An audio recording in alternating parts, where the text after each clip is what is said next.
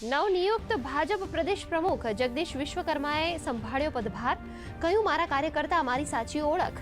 તો પૂર્વ પ્રદેશ પ્રમુખ સી આર પાટીલે તેમના કાર્યકાળમાં 182 બેઠકો નહીં જીતવા પર વ્યક્ત કર્યો અફસોસ.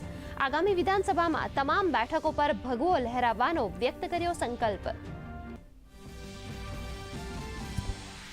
રાજસ્થાન મધ્યપ્રદેશમાં કફ સિરપથી બાળકોના થયેલા મોત મામલે રાજ્ય સરકારે લીધું સંજ્ઞાન. રાજ્યમાં આ મુજબની દવાનું વેચાણ નહીં થયું હોવાનો તપાસ દરમિયાન ખુલાસો. આરોગ્ય મંત્રીએ રાજ્યમાં વેચાતી તમામ કફ સિરપની ગુણવત્તા અને સલામતી ચકાસવાના આપ્યા આદેશ. ખેડૂતોના હિતમાં રાજ્ય સરકારનો મહત્વપૂર્ણ નિર્ણય. રવિ પાકોનું વાવેતર શરૂ થાય એ પહેલા ઘઉં, જવ, ચણા, મસૂર, રાયડો અને કસુંબીના ટેકાના ભાવ જાહેર. ગત વર્ષની સરખામણીએ ટેકાના ભાવમાં 4 થી 10% કરાયો વધારો. નાણામંત્રી નિર્મલા સીતારામણે ગાંધીનગરથી તમારા પૈસા તમારો અધિકાર અભિયાનનો કરાવ્યો શુભારંભ. કહ્યું દેશમાં કુલ 1,82,000 કરોડની સંપત્તિ કોઈપણ દાવા વગરની. રકમ સાચા હકદારો સુધી પહોંચે તે માટે જાગૃતતા, સુલભતા અને કાર્યવાહીના મહત્વ પર આપ્યો ભાર.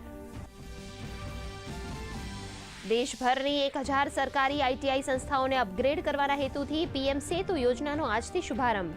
પ્રધાનમંત્રી નરેન્દ્ર મોદીએ કહ્યું આ યોજના વિશ્વમાં પ્રવર્તી રહેલ સ્કિલ ડિમાન્ડ જોડે ભારતના યુવાઓને જોડશે.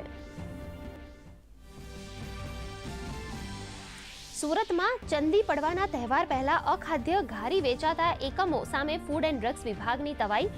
10 ટીમોએ વિવિધ ઝોનમાં ઘારી વેચતી દુકાનોમાં પાડ્યા દરોડા. 15 સેમ્પલ્સ લેબોરેટરીમાં મોકલાયા. ભેળસેળ કરનારા સામે થશે કાયદેસરની કાર્યવાહી. વન્યજીવ અને માનવ વચ્ચે ઘર્ષણની ઘટનાઓમાં ઘટાડો કરવાના ઉદ્દેશ્યથી રાજ્ય સરકારનો મહત્વનો નિર્ણય. ખેતરમાં બનાવવામાં આવતા મંચાણ મેળા સહાયમાં કરાયો 122% વધારો.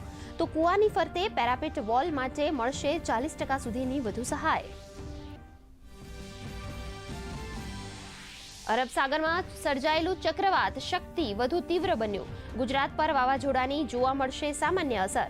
8 ઓક્ટોબરે સૌરાષ્ટ્ર અને દક્ષિણ ગુજરાતમાં ભારે વરસાદનું વ્યક્ત કર્યું પૂર્વાનુમાન. માછીમારોને આગામી 5 દિવસ દરિયો નહીં ખેડવા સૂચના. અમદાવાદ ખાતે વેસ્ટ ઇન્ડિઝ સામેની પ્રથમ ટેસ્ટ મેચના ત્રીજા દિવસે ભારતનો 1 ઇનિંગ અને 140 રને વિજય. Ravindra Jadeja man of the match જાહેર. તો ઓસ્ટ્રેલિયા સામેની વન ડે 2020 શ્રેણી માટે ભારતની ટીમ જાહેર.